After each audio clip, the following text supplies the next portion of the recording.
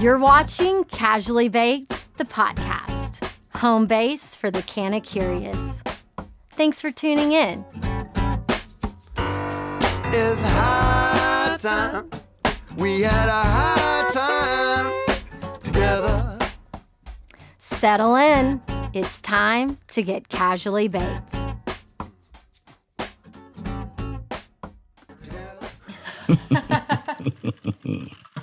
That's good. Is my hair all jacked up because I have a clip in it today? No. Make sure I'm not. I don't want to look like one of those Fraggles. The Fraggle Rocks or the... Yeah, yes, of course. I'm 42. It's a Fraggle Rock. The red one with the pom-poms in her hair. Hey, you know they were her. great. I'm not going to try and manage. Just take it out. No, I meant take it out. Yeah, this will be a good blooper reel. She didn't know she does video and hair and makeup. Right. And my beard. Does Okay. my beard look? It looks great. This looks... So this is does this look okay?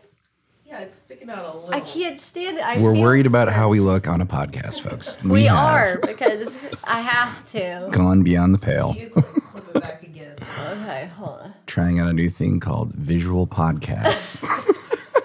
It's going to be all the rage. Yeah, people might be into these video podcasts. Okay. I just put it back. Okay. My voice sounds very gravelly today. I feel like I have a good radio voice right now. I think that's good, right? How many episodes you of do this too. have you done on this show?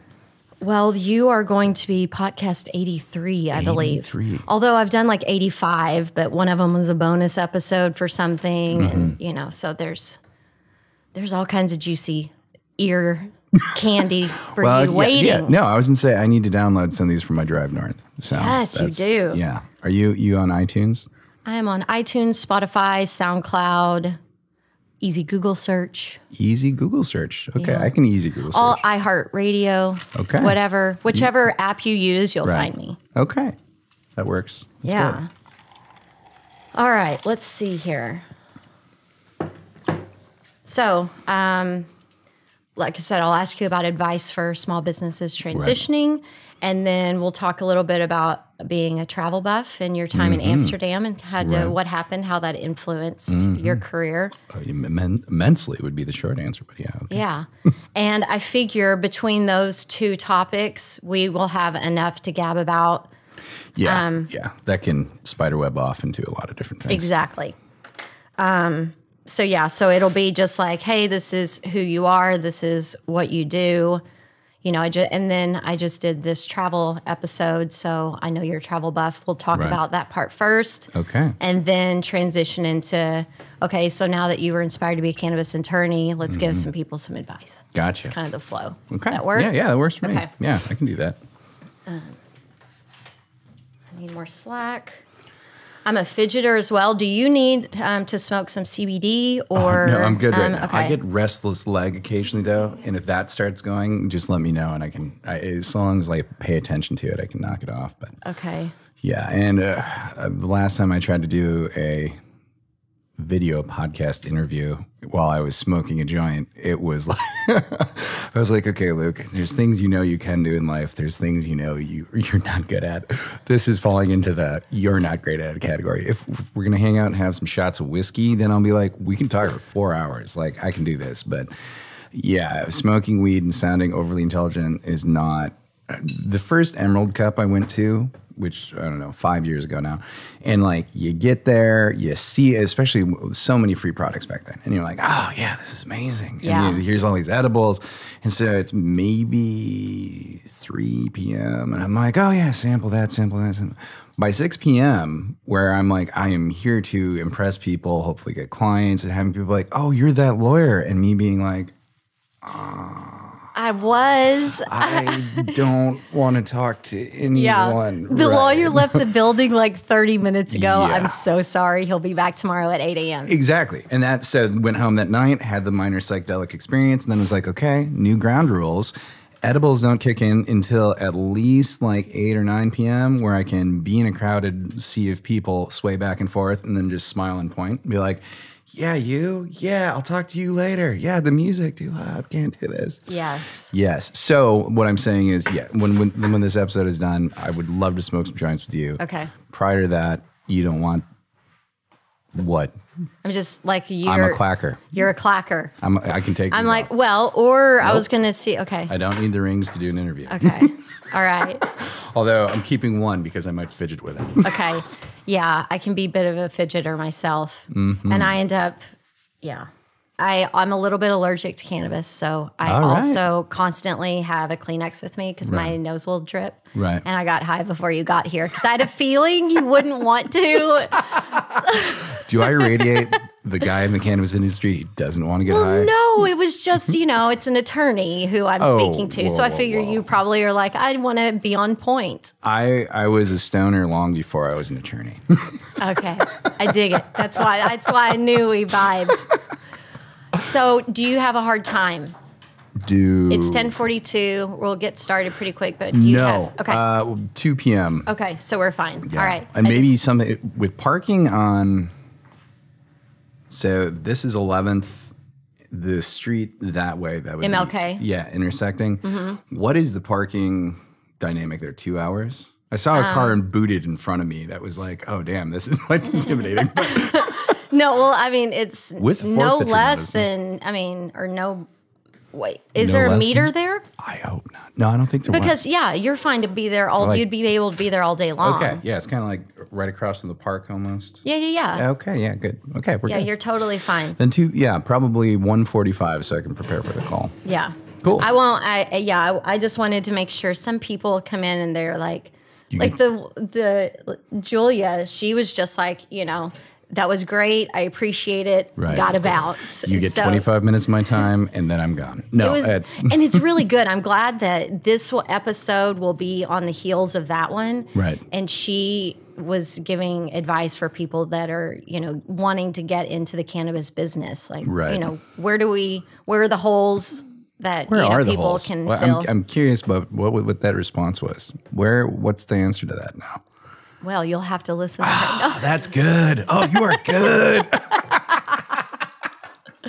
But really, I mean, at any point, there's a hole for anywhere where you have a mastery. Like, they need good accountants. They need good attorneys. They need people who are fucking organized. Hello. Yeah. So project management, all of those skills, marketing, advertising, design, help people. I mean, somebody help us figure out how to recycle some of this shit or help us have less packaging. I think that is a great answer because I use that theme in my Oaksterdam class, and I don't use it as much as I used to a few years ago, but where I say you don't have to just go into cultivation, you don't have to be an extractor, you don't have to run a dispensary to be part of this.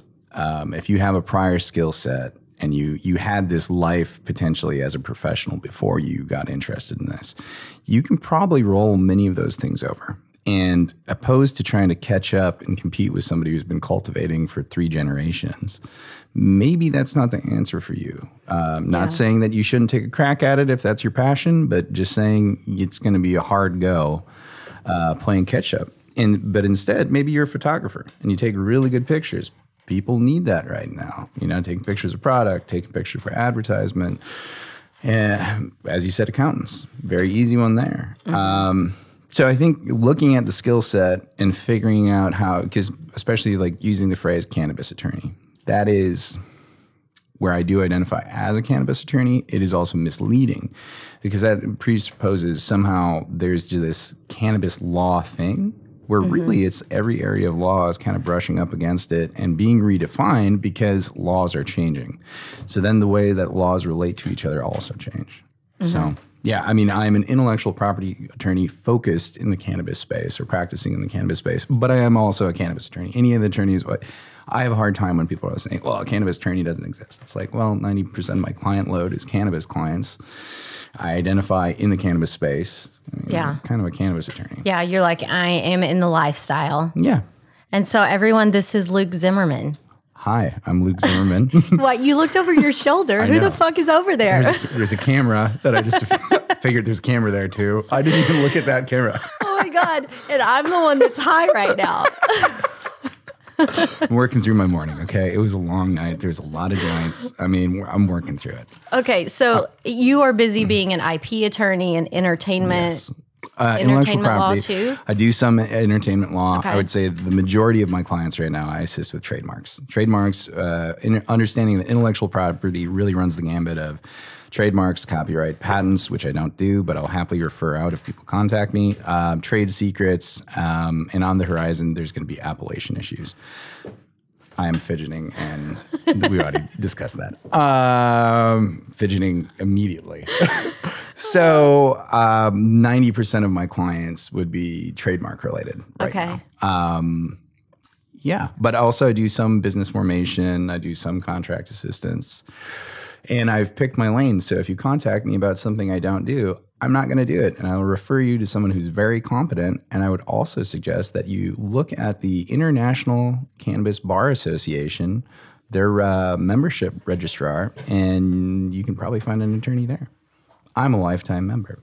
That's a good tip. And I also appreciate someone who says, I'm not your guy, but here are 2 or 3 names of somebody else. Yeah. Like, I think peace be with you. Let's get on. It's a disservice at this time to try and say, I'm going to figure out how to develop my business, my legal practice by taking risks on your business. But I want you to pay me to do it. Yeah, exactly.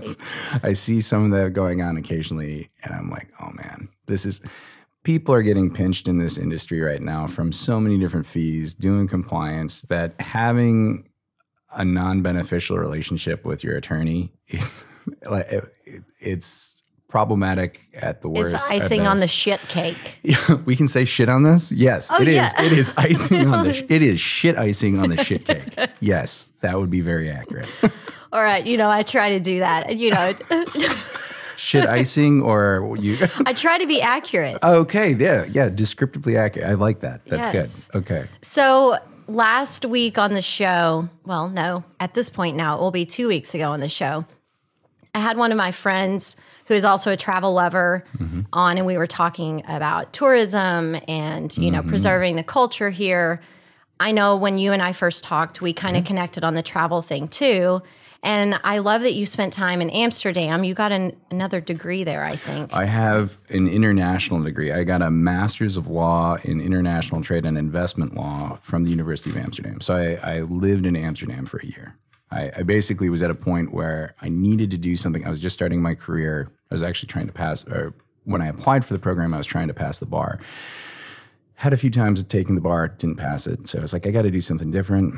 I could move to Amsterdam. I should move to Amsterdam. Why not? Why not? That's always a good fucking idea. Right. So I can get a few more letters after my name, get this specialized degree, and I can live in Amsterdam for a year.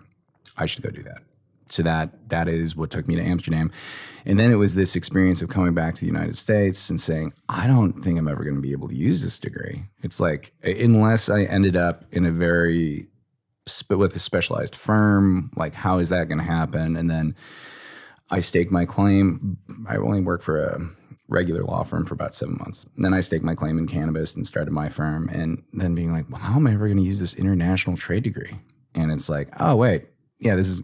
I'm gonna get to use this. That's all works itself out, hasn't it? Yeah, it has. It actually, I put in an application to get another master's of law that I'm waiting to hear back from a school in Italy to see if they're going to accept me. So nice. Is it at the University of Bologna? No, it is in Turin. Oh, okay. Yeah. There is 7 in northern Italy, right? Northern Italy. That's what I thought. Yeah, there's 7 universities in the world that have direct ties to the World Intellectual Property Organization, and this is one of those schools. So I'm trying to see if I can get accepted to a master's program. People like you fascinate me. I got out of school and I was like, done and done. Never have to do that again. See, I was raised with my parents really pushed the keep learn about everything. And I have used learning and education to travel the world. So, I mean, I've studied in China. I've studied in Italy twice already. I've studied in Amsterdam. And I love learning. And especially if I can be in a classroom with people from different cultures and different backgrounds. And having that dialogue is amazing for me. Well, and I'm exactly the same way. I love learning and Right. I'm very curious, but I use travel Right. as Good. my way of learning new things and being around other cultures. I just don't have to sit in a room and Right. take quizzes when I'm hungover. No, I hear that. I that has worked against me at certain points too while traveling or studying abroad. But the idea of being in a structured setting with someone leading the discourse who is a professional in their field, and then having other professionals. It's kind of like I have a philosophy degree as my undergraduate degree. I don't ever get to just sit around and talk about philosophy with people anymore. Like trying to find a forum where that's for Call me. Okay, so that would be you and me on the phone. I'm saying a discourse, like a forum. I know. And I appreciate that offer, though. Maybe I'll take you up on that. I mean, are you more of an ancient Greek or are you more of a modern? I really Kant and all that. I didn't do so well. I have a bachelor's degree. I didn't study any of that shit. I just love it. That's fair. That's totally fair. So yes, no, traveling. I have done a lot of traveling.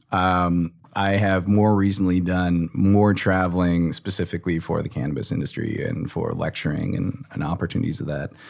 Well, I want to know, since you've been doing that, how's the conversation different, in Europe and these other places that you're visiting around cannabis? Like, here we feel like we're dialed in, we're leading everything. This is where all the technology and all of the things are happening. But, there's other cool shit happening in these other countries. Like where is that conversation kind of headed? I think the we're leading mentality is indoctrinated into our culture. because it's a very American concept. So clearly we're doing it right and we're doing it the best.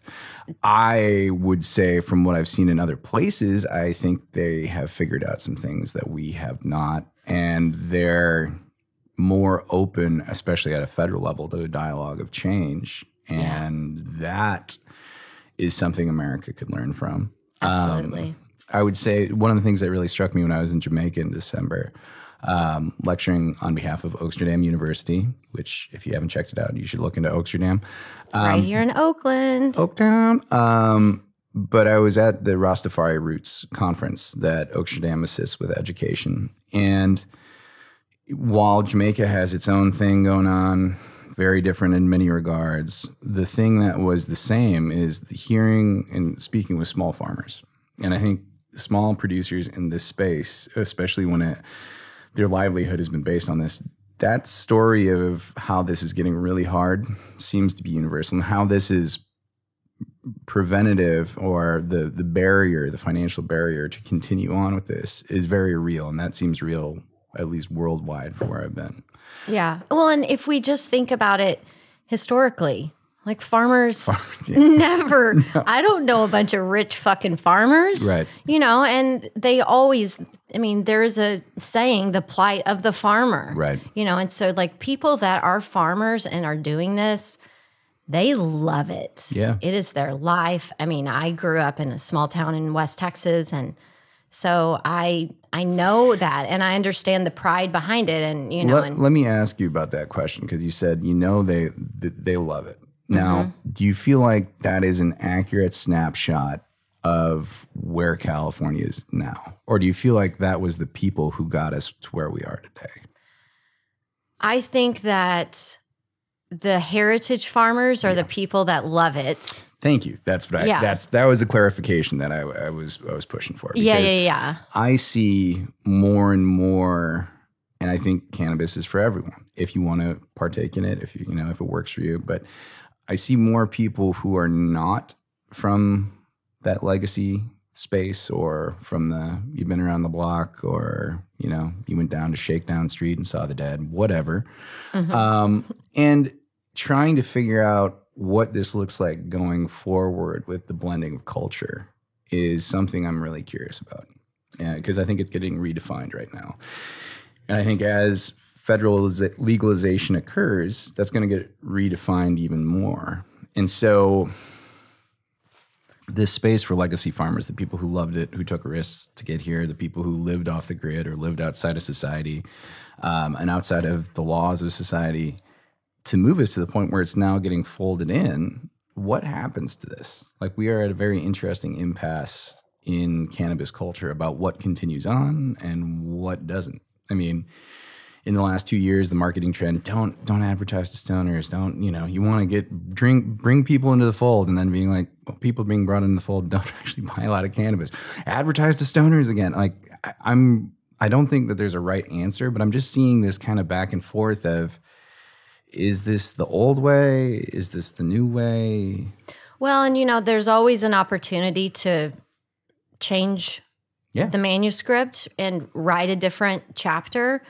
But that all comes down to distributors putting, the craft cannabis and these heritage farmers on their roster before they put these, big giant cash cows, because they're able to get better margins on them. Right. And it's like, we may not make as much money as a company, but we can be the distributor that focuses on this. Yeah. And then the dispensary owners, what are they putting on their shelves?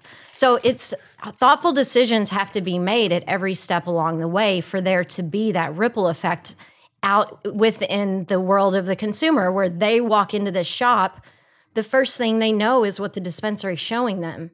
Yeah. But all those other decisions had to be made 2 and 3 steps ahead to capture them there. Yep. So No, I think there has to be intention. And I think that is a big thing right now for having the industry develop and having there be a lot of hardships, is really intentionally looking at what we want this to be in 5 years and figuring out how to hold on to that as much as possible. So I very much agree with that. yeah. So tell me what you learned in Amsterdam that got you excited about being able to come back here and really tackle cannabis as your practice after just 7 months. Right. Well, so I had a lot. I've used cannabis since I was younger, we'll say in my teens. And I lived in Eugene, Oregon for an extended period of time and was very much in the cannabis scene.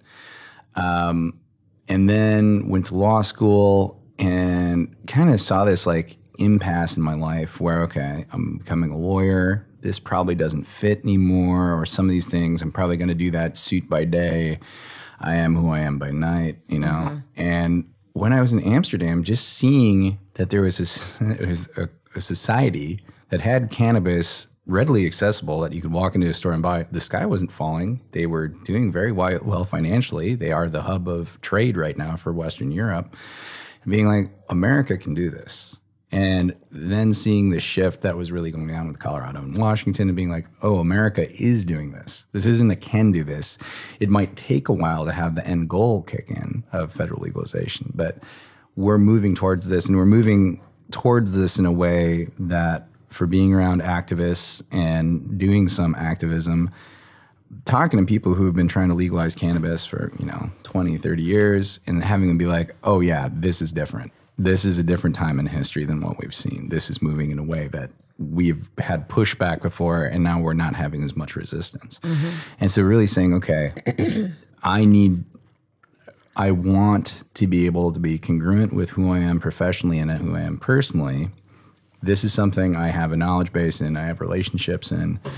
And when I was at a crossroads moment in life of what is next, I was actually on a road trip from San Diego up to Portland. I stopped here to hang out with a friend for a few days, and we were having brunch right by Oaksterdam. And he was like, hey, do you know about Oaksterdam? And I was like, well, I mean, I've seen some snippets on CNN. I have an awareness that this school exists, but I really don't know anything about it. And so I walked in, and they said, well, we have these classes in 30 days. And I said, okay, I'm going to buy that ticket and take that ride. And that changed everything. That opened up the door. And then at the end of those classes, I got to meet a lot of attorneys from Pier 5. Colleague Gretsch, I am forever in debt for crossing paths with her. And what I saw was where I asked, who's doing intellectual property work in the cannabis space? They said, that doesn't exist yet. And I said, this is going to be one of the biggest parts of the whole component.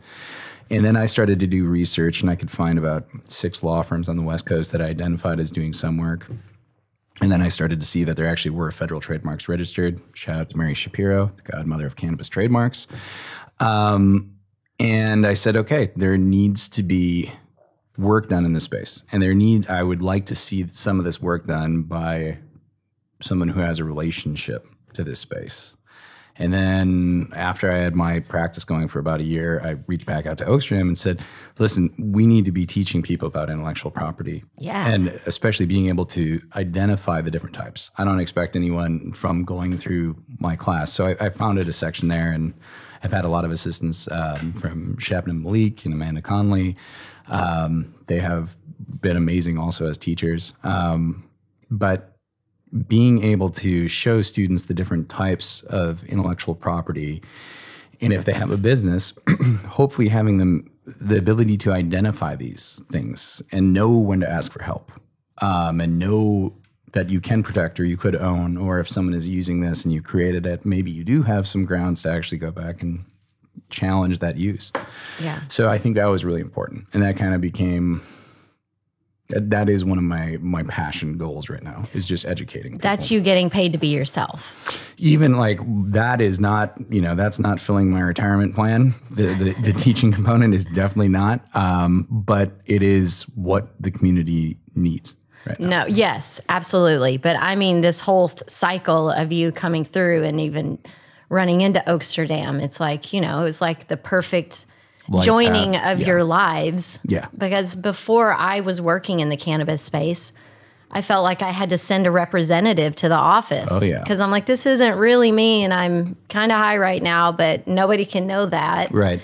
So it's like Yep. finally being able to just freely be yourself, share your gift. Yeah. It's what we all And want. I think that idea of being congruent as a person, and I think cannabis prohibition, this is just one of the examples of a oppressive society where this really isn't, broadly, this is not really hurting people. But this is something that if you identify this is who you are, you're marginalized. You're less than. You're not part of the predominant culture. And you have to hide that part of yourself. And I think the human experience is wanting to express and want to be recognized for who you are. Right, to be seen. Right. Without having to say, okay, well, I'm going to go close the door and now I get to be who I want to be. And if I go out, just play it cool and put on some sunglasses. Like, that doesn't feel good, So, Yeah. And that was an experience in Amsterdam, seeing, much like being in Amsterdam and realizing that I'm not going to get shot because there's just no guns, or very, very few guns. And having that taken off, and then being like, I can walk around, arguably smoking joints so long as you're not being a nuisance. No one cares. No one cares. And Yeah. you're like, whoa, that's cool. Like, especially for being from the Midwest, like that, any smattering of this behavior still in Green Bay, Wisconsin would get you hemmed up pretty quick. So, yeah. So that was a big takeaway too. And I would like to live in a country where that's an option. And I think people should have the right to engage with the plant how they want. And I think if they're even to the tune where if they engage with it and there's a negative consequence from their use, they should be able to get help with that. And they should be able to be in a community where they can talk about that instead of having to hide it, or I have to figure this out myself, or I don't think that betters anyone. And that's what this show is. It's a service to those people. Help people create that dialogue in their communities. I teach people how to be cannabis Sherpas. Cannabis Sherpas. Yes. Okay. We have to go spread the gospel. So we're here in the Mecca. Right. And so it is completely normal here for us. Oh, yeah. And so I forget a lot what things are like for somebody living in Green Bay, Wisconsin. Oh, yeah. And it's funny. I live in Portland, Oregon. Big shout out to Portland. It's amazing. I miss it already. I'll be there in May. Okay. Well, look me up. We'll hang out. Cultivation Classic. Okay. All right. Fun. Okay. But I will say, I love Oregon. It's amazing. It's very laid back in many ways. Still my favorite place to smoke cannabis in the United States, Oakland. It's hands down. It's just easy. It's casual. People are friendly. There's a certain smile that hits my face where I'm downtown Oakland in the middle of the day. I smell cannabis in the street, and I'm like, okay, this is all the time. right. This is good. You walk into my building, Right. and there's 7 units. 6 out of the 7 units, there's like just weed reeking through the walls. The only person that doesn't smoke in this building is the landlord. Right. but they're cool with it. Totally cool with it. Yeah. See, I Yeah. dig that. I dig that. So let's give some advice to a small business who might be much like me at Casually Baked. I'm not asking for free legal advice right now. One, this is not binding legal advice. I wouldn't even call it legal advice. We're on a video podcast right now. No, So one, I don't represent you. Two, I'm trying to think of all like the boilerplate. I'm a lawyer. Yeah. Blah, blah, blah. Right. Stamp, stamp, If stamp. you Notarize, would- notarize, notarize. Right. If you decide to act on this, I would talk to an attorney before you do, and I am not your representation. So no, if you're starting off, also Well, and let me. Le Chouf. This was one of yeah. my favorite beers in Amsterdam. This is on the taps everywhere. That the Gnome. Yeah. Yeah, that was fun. Whenever my dad was a kid, him and his siblings would collect coasters from all the that's pubs cool. and everywhere they were. They Right. lived in England and Germany and different places. So when I was a kid, these things were always around. Right. And when my grandparents passed away, I was like, I want those. Yeah. And so, of course, on all of my travels, I You collect collect them. them. I So think I've got, it's like 30, 40 years worth That of tells a cool story. And also, we need a product like this in the cannabis space. Maybe that's the jam. them.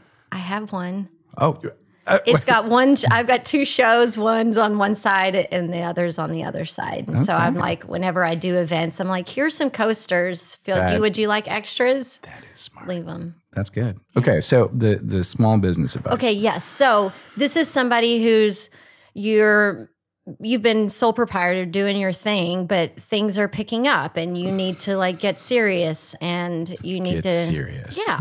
We need to button things up. What are those first kind of things people need to do? I think it would be if I was an attorney and you were a potential client, you walked in and said, hey, this is what's going on. I would start asking you questions about long-term goals. What do you see the growth of the business looking like? I would talk to you about different entity types. So if there is a lot of growth or there is some liability related to what you're doing, or you have some assets that you're looking to protect, maybe forming an LLC would be the right advice, or maybe exploring forming a corporation, especially if you're going to take on investing. That might be the right advice. I would tell people there's not a one size fits all, but you want to find one. I would do some research into what entities mean in different entities types on your own. And then when you go, and I would advise you to speak with an attorney,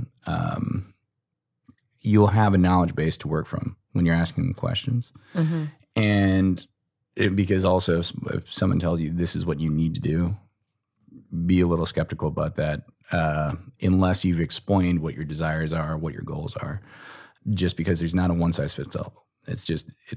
There is not hey, we just did this and I'm handing you a binder and you're a corporation and go be on your merry way. It's not like that. So I think having that conversation and potentially forming an entity would be one of the first steps. Are you going to have employees? Is this just for yourself? That has an impact too, because there are compliance standards you have to do in California, especially if you have employees. That's a consideration. And then if I would fast forward you to the point where we talk about intellectual property, because honestly, depending on the questions you'd ask me about, or in my hypothetical scenario, if someone was like, yeah, I'm actually going to apply for a cannabis business license, at that point, that is when I would say, I have a list of referrals that I'm going to give you because I know what I do and I know people who do this better than I do. Mm-hmm. And these are some people you want to talk to because they have hit home runs. I am not going to step up to bat and take some swings at this. But at the point where then saying they were like, okay, but I have this name that I want to protect. And I would say, oh, hey, no, okay. Yeah, I'm your guy. Right. Theoretically, I'm your guy. Luke Zimmerman. Right. Pleasure to meet you. I'm your guy. Right. And so what we would look at, and I'll even talk about other forms of intellectual property, but looking at the name, and names I'm amazed at how quickly people will gloss over where they're like, oh, picked my name. That's what we're doing. And this is great. And it's like, that's really problematic.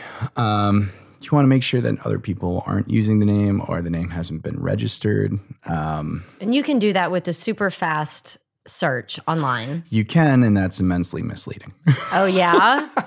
That's like starting to scrape the surface. And like that, much like I said, hey, so if you're going to learn about entities, do some research first. I would use And that. I have a great article that explains all the differences between the different ones that I'll include in the show notes at casuallybaked.com. And go. And so I think you're talking about especially TESS, right? TESS is the Federal Trademark Database search engine. Yeah. That I think I'm happy when I speak with clients and they've done an initial search, but also they usually are looking for what would be considered a knockout search, which is a 1-for-1. And I am Acme Incorporated. Oh, there's already an Acme Incorporated problem. Oh, well, there is no other Acme Incorporated, but there's a Acmea. Well, that's not exactly what I am, so we're cool. Not necessarily. Right. And that is where, so really conducting a thorough clearance search is a good step to understanding, is this going to be a problem? Because you can have common law trademark rights that'll pop up and cause a concern where someone hasn't registered anything, but there's an awareness that they are using it. And they still have a right to use that trademark, and they might prohibit you from using that trademark in an area that you want to use the trademark. Yeah, all of this is like, get me an attorney. So but no, I do have, Casually Baked, highly responsible is trademarked. I did it the first time on my own. I watched the videos on the government website. I followed the instructions, did it. But then all of a sudden there was that little twist. Right. And it needed. Did you get an office action? I don't know what I got. Did you get an attorney? Yes, I did. I got an attorney. I got an IP attorney. Because it's like, oh, all of a sudden this is a little more complicated than what I can do. I have had clients like this where they're like, I filed it on LegalZoom. Then it went sideways. And being like, okay, well, let's see how sideways. Because mine was something about the type that I was. Classification. Yeah, the code. classification. The NICE classification system that currently internationally does not have any accurate identification for cannabis goods, services, or products. They only have hemp for textiles, fabrics, and ropes.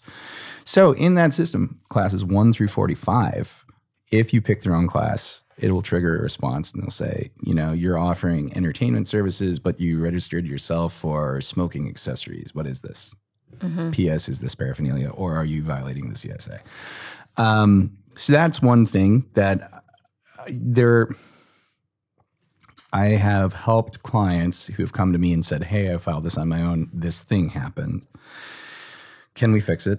Or what do we need to do? Some of those are easy. Like in your case, that would be, okay, let's just go through and edit so long as they don't require a resubmission, depending if they let you make that modification. Or in some cases, I've seen this with cannabis clients where they're like, hey, so I filed this specimen of use and it's like a big pile of weed. And I'm like, I don't think we're going to be able to repair this, man. And also that's on the federal database for life. So game over, bro. Yeah. We're back to square one. And also you're on the record for this. So, I recommend people identify what they're working on. And if it is within their budgetary constraints, definitely seek legal assistance with this, because there needs to be a solid foundation for the filing. There's actually, even before you get to the point of just submitting the documents, doing some, how are you using the trademark? Do you really own the trademark? Are you aware of anything else going on with the trademark? That as a foundation, you want to have a solid foundation for going forward. So. And I will say that if you are serious enough about your business to want to file a trademark, then you figure out a way to do it right from the beginning. Because it's just like, filing anything. It's like it's harder to amend it than it is to just get it right on the first try. It's true. But what I also identified, there's no reason, if you haven't studied this or spent all that time doing it, there's no reason why you have a knowledge base of the concerns or the ancillary issues surrounding the topic. So I think taking your best stab at it is a good goal, but also understanding there's so many nuances surrounding this that there's no reason why you'd pick that up. They're Yeah. like outside, especially if you sit down and you do this search on test and you're like, there is no other, at least from what I can tell, company using this or brand using this. That it's like, that's a good start. It's also really not enough long term, let alone if you get to a point where you want to take on investment and you're like, hey, investment people, there are no problems with this name. And then you take on money and then you get a cease and desist letter and you're like, I might get sued. So now I'm going to change the name. And then you go back to your investing people and you're like, that project you invested in that was called Blaze and Blondie is now called Barney and Cher. And you're like, are we still good? And that can happen. So yeah, I think it is a hard time in the cannabis space because trying to be compliant with everything, trying to find budgetary to do everything, I think just seems unrealistic in many ways right now. And so I think doing what I like to do with clients also is first things first, is look at, I want 15 trademarks. I'm going to make this empire. Okay, well, what are you doing today? What are you doing for the next 3 years? What are you doing? Like, how much of this is actually, do we think, going to come to fruition?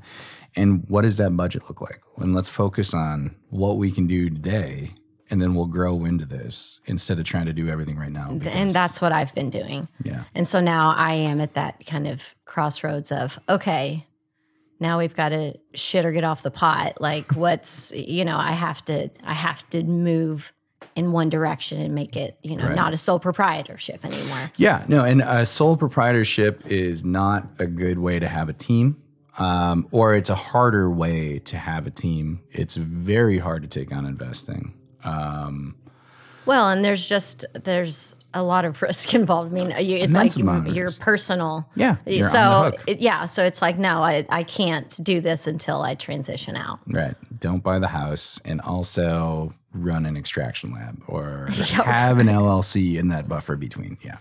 Yeah, I would agree with that. So I think advice to give, one, especially if you're just going to own a business, it's always really good to look and see if you need to form some form of entity to shield the liability. Then make sure that, there's compliance issues that go through, especially if you're going to have if you have multiple owners, it's a little bit less, but if you have employees, there's definitely a whole issue with labor law in California that is very serious, that if you gloss over, that will come back to haunt you. I think find a good accountant to work with, because I don't know about you, my bookkeeping skills, a little subpar, something I'm working on where I'm like, okay, hey, accountant, maybe I should talk to you more. I'm trying to be better about just logging all of my receipts, scanning them immediately, filing them away so that my bookkeeper can easily identify what I'm doing. Because, March, kind of end of February, March, when I'm working on my taxes, I hate my life for 2 weeks because I'm like, I am an unorganized slob. Like, what is this shoebox full of shit that I have to go through right now?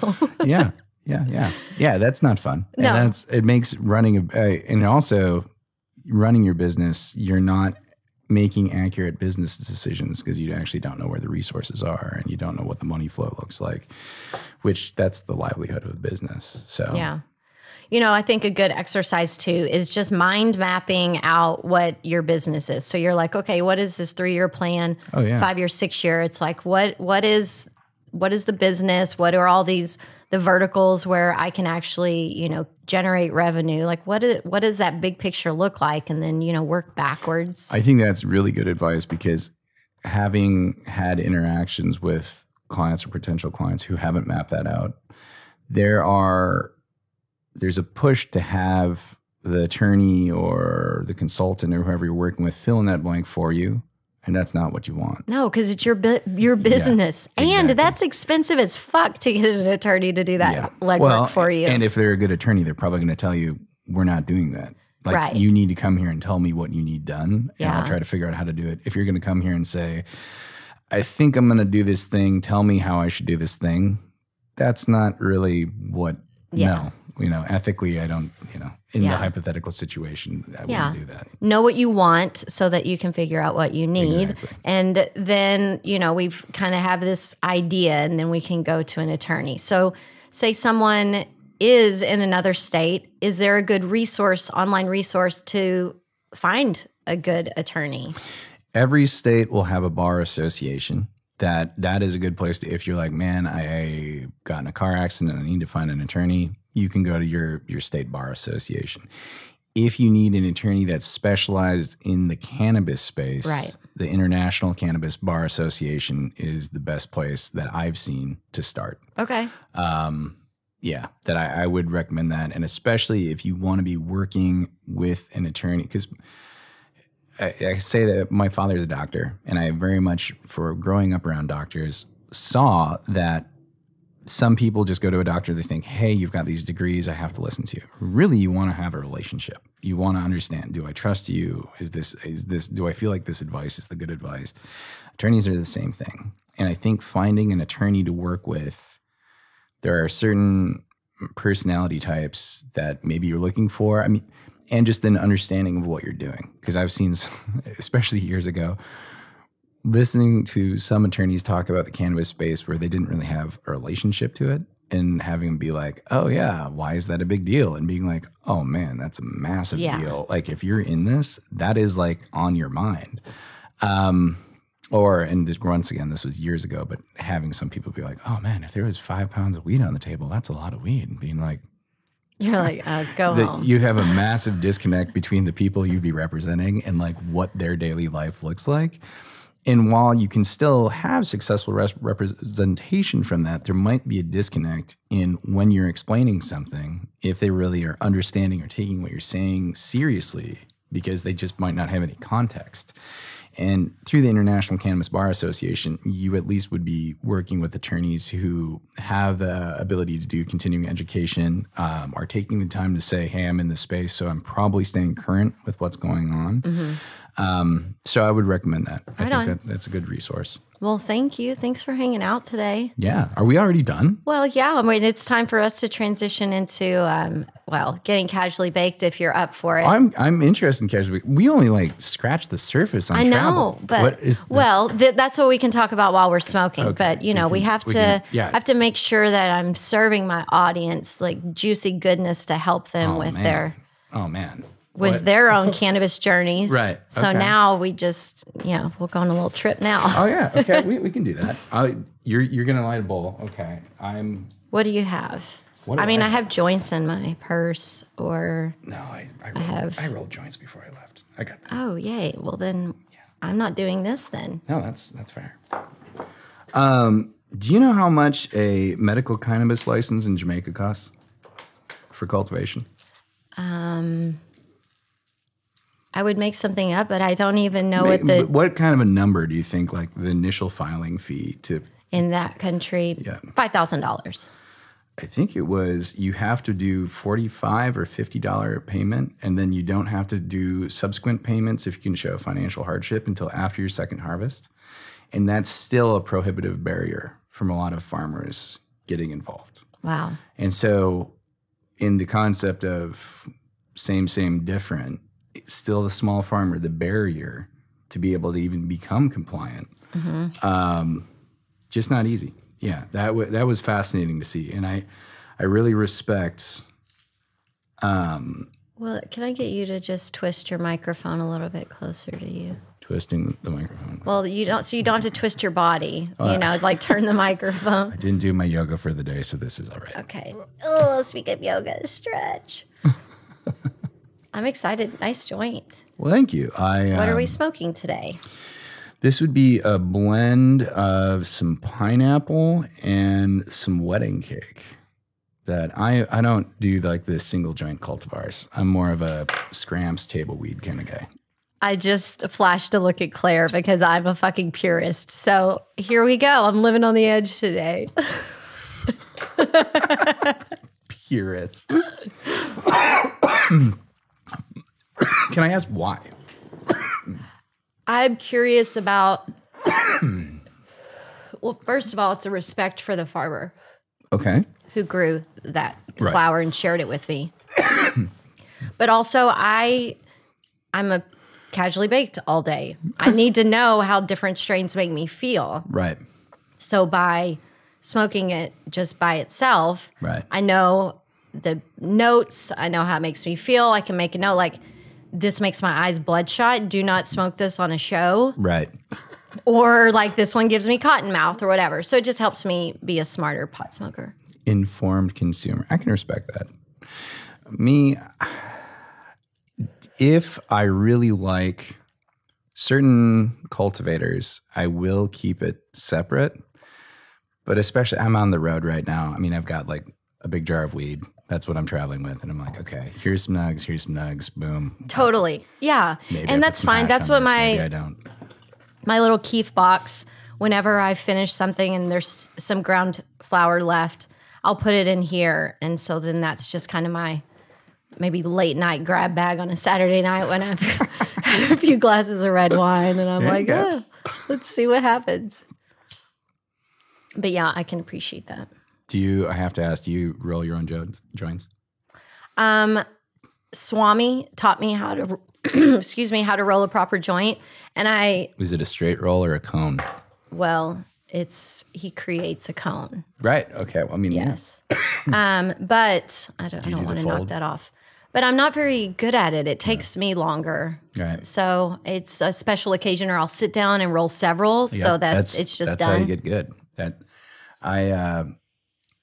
The first time I passed through Amsterdam many, many years ago, I must have been 19, I think. Yeah, 19 or 20. I was out at a rave by myself and I met this Dutch couple. I'm awkwardly like, okay, I'm at this dance event by myself. Now, how old are you? 19 or 20. Okay. And I had my bag of weed. I thought I knew how to roll joints. And I had this couple come up to me and they're like, "You're not from here, are you?" And I was like, "How do you know? We haven't even talked yet. You haven't even heard my accent." And they're like, "You don't know how to roll a joint." And I was like, maybe not. I did these hog leg looking things that were just like that. And so they were really cool about it. We hung out and talked for a while and they showed me how to roll joints. And then when I lived in Amsterdam this last time, I'm very my cone skills. I'm very confident in now.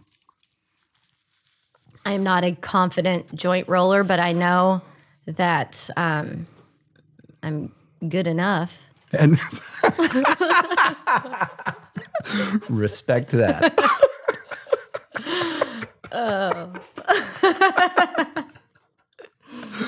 Nice. Have you spent time in Amsterdam? I have. You have.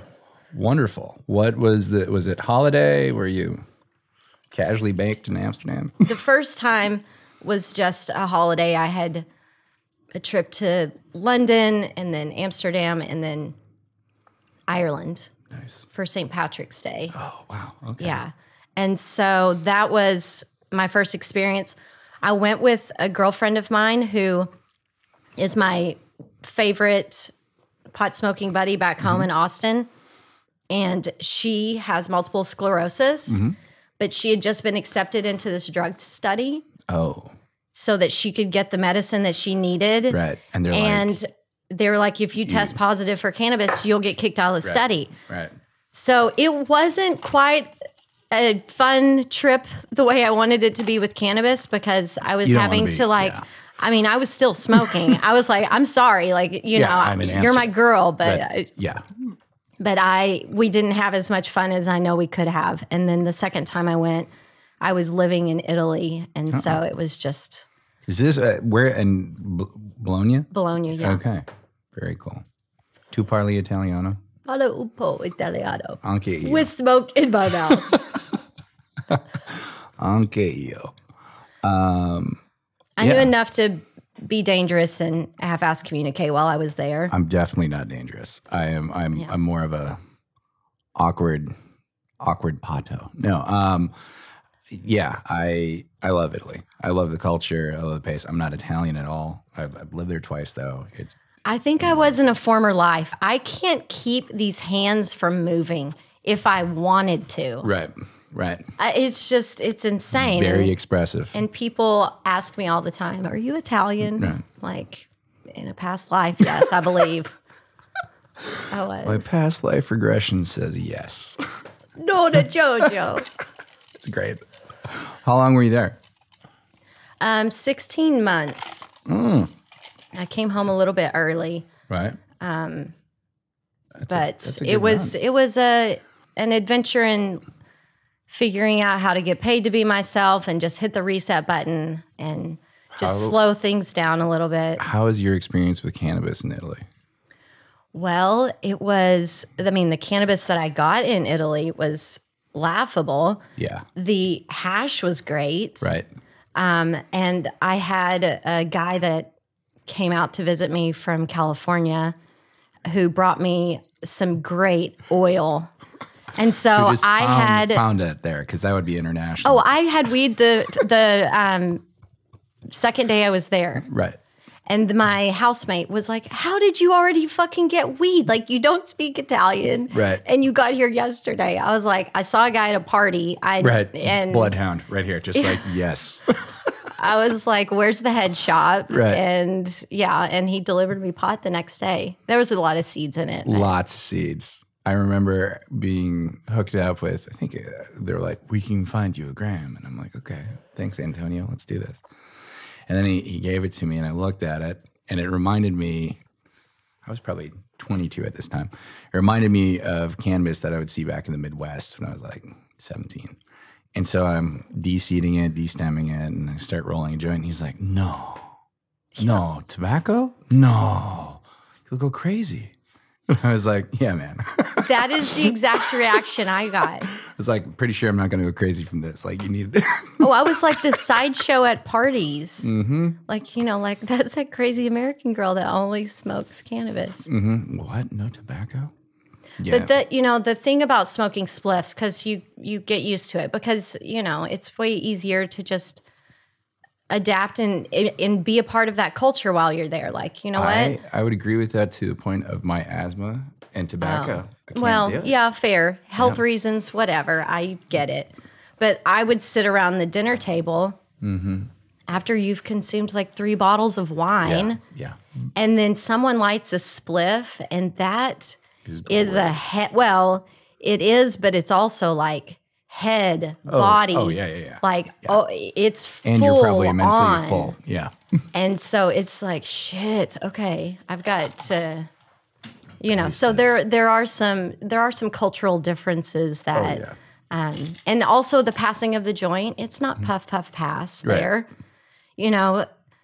Somebody's telling a story and they'll sit here and wave it and everybody's like, what? Go in for God it. damn, give it to me. Right. And then I didn't know that. And so I reached for it. You're like, and the whole room was like, no. Like, that's not how this works. I'm like, oh my God. Like, I'm so sorry. Thank you. And so now I find that I fucking do it all the time. I probably don't need any more of that anyway. Oh, did you? No, you? I'm good. Okay. I'm good. No, I need to pound more coffee now and get through my day. Yeah, it's fun. It's fun to experience new cultures and the smoking in different places. Because even in America, we smoke differently on the West Coast than we do on the East Coast does. But then when you take it international, just seeing the cultural differences of, am I just supposed to roll my own joint? Like, people aren't going to pass that around. Or if you're in Jamaica and you pull out a glass piece, a lot of Jamaicans are like, what are you doing, man? That ain't good. So tell me, what do you think about Canada? It seems like they're void of a culture a bit. What? So that's what I want to know. Like, what is that culture? Because people, and I think maybe when they say the void of culture, more of it being like people aren't talking about it enough. Like, it's not as conversational yet. People still are kind of hiding it or whatever. These are the listeners that message me. From my experience, that's not how I see Canada. Like, okay, that's what I want to know. Because I'm about to go visit, so I want to hear what you think, and then I'm going to go experience it. Cannabis is only behind closed doors still? Like, the cannabis closet has not opened in Canada is the kind of the theme? They're saying, the feedback I've gotten, which, and I'm excited to explore it, is that someone is like, hi, I'm still the only person in my group that consumes cannabis, and I don't feel comfortable doing it around them. Interesting. I still feel stigmatized. Right. And so it's legal here, but I still feel like I'm in the closet. And I wish we had more of a culture, like more people like out in the wild talking about it and like Right. being about it. Like they need consumption lounges where you can have a community place to meet. Okay. I mean, But yeah, so I don't know. I'm I about haven't to traveled jump in. there and when I went up there, the last time I went there I was in Vancouver, and there were places to go hang out and smoke. Mm-hmm. Granted, I think they were illegal. And actually, I know they were illegal, but there was still a community accepted place. So but it was an underground community. It was a subculture, but Right. it was not like a secret handshake to get in this place. It was Sure, more sure, like, sure. hey, this is where people are You know, smoking right. weed. Right. Yeah, just like in Prohibition. Right. That's the whole point. Isolated in certain areas. So, but for clients that I have in Canada, I mean, I guess I get a biased view then because they're like, oh yeah, this is full steam ahead. Like this is great. Yeah. And there's obviously a demand for what they're doing. Well, and it's big business there. So like Right. financially, it's Very real. yeah. Very, So all very of all of these things point positive. Right. I'm just curious to see And what it's really like I'm out in gonna the wild. Go with I bet it just depends on where you are. Because Vancouver, it's like BC has such a history of cannabis. I mean, That's what I would think too. the Beasters, I mean, we all remember these, the AAAs back in the day. Like that's been there. So it's not like, oh, hey, Canada legalized and like we're trying to fill in a void of culture. Like, no. Like, But there is, I think I'm seeing an article that somebody sent me yesterday. right. I haven't read it, but I think it's talking about how Calgary may end up being that kind of The hub or the cultural cannabis hub. interesting. Somebody sent me an article. I'm just reading a send it to me. headline. Right. Hey, Yeah. send it. So I would like I don't to even check know what this I'm out. talking about yet. We're talking about Canada. You're doing great. No. I think, yeah, I would like to go up there and check it out because I think, especially right now, anytime you can get to a country that already is further ahead federally than what we're doing, go check it out, see what it looks like. And I agree. I mean, think people should be taking vacations there and just feeling it out and being like, oh, okay, yeah, this feels fucking normal. I would have this legal in my country. Yeah. And I have found, especially people in middle America, like the sky is going to fall comment still, where it's like, you need to be in a place where it's normalized for just a few days. Even you're like, oh, no one cares. Like this isn't a big deal. So, but in Canada, especially because initially everything was moved through the mail system, and I think they just have had their shops open within the last year and a half. So that part is new, like opposed to being like, hey, just send it to my house and like, oh, I get this envelope. I'm like, okay, I'm just going to sit here in my room because there's nowhere to go. Or maybe, I don't know, my neighbor next door is doing this too. So I could see that. And I think someone, gosh, I have so many conversations when I'm high. And I'm like, who was I talking to? But so someone was saying that it's been a weird shift from it being an only mail in the mail, snail mail system to now it being where they have to go in. So like it completely flip-flopped. Right. So I just recently got a book about Claire, will you hand me that book over there? This guy sent me his book and it's my homework to read before I get to Canada. Ooh. And so, like I said, I've been talking out my ass about Canada. But John Hiltz, he wrote The Wild West. It's Canada's legalization of marijuana. And he was a journalist who got the job like right when all the legalization stuff was happening. And so he ended up writing about it, like documenting that process and like what the laws are right now. So I have to read that before I get there. I'm going to be there for 420. Oh, wow. Yes, you got to read this soon. Yeah. Knowing me, I'll be last minute cramming on the airplane. Right. We're like, okay, we can do this. It looks like it's a quick read too. Yeah, I think so. The end part, they already have bullet points. Good. No, recipes. Oh, recipes. Yeah, you skip to the end and you find barbecue meatballs. See, and then I'll only get there knowing how to make barbecue meatballs. You're like, I totally understand your culture. I understand your history and how you got here. Meatballs. That's good.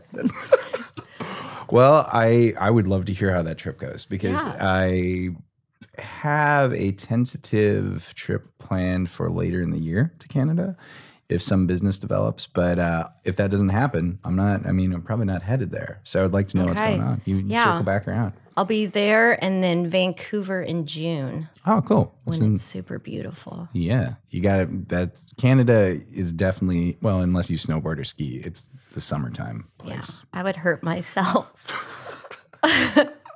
So yeah, All right. All right, good times. Yeah, good times. Good talk. Thanks good talk. that was a nice smoke sesh. That was good. That was good. I don't hate on blended shit. It's good. That's respect to that. I appreciate your open-mindedness for trying that, and I like smoking like that. I have found consistently when I'm out on the town and people are like, "Oh my god, that joint was amazing. What cultivar was that?" And I'm like, I have no idea. It's like these hands. It's like some sour diesel. You got some pineapple over here. I really don't know. Well, you done good. Thank you. I appreciate and it. you were an excellent guest. Welcome back anytime. I should have started it. I'm very susceptible to praise. So thank you. See, I just inherently knew that. I knew what your love language was. Right. Thank you. Well, thank you for having me. This was fun. Yeah, I'm hoping I get a re-invite. I know you've only done this once, it sounded like, for somebody got 2 episodes. Well, a couple. I've had Brian Applegarth, the travel guy. I love bantering with him. Okay. And he's a history and travel buff, and so we always have good conversations. So I've invited him back. I'm gonna just put it out there. Hopeful for the invitation back. Okay. I'm just gonna. We'll.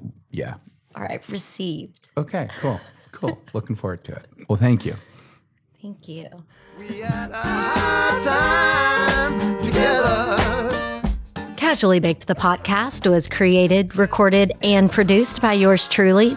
Editing and sound design are in the capable hands of Arnav Gupta. La Osa is in the house capturing and editing the video version of the podcast.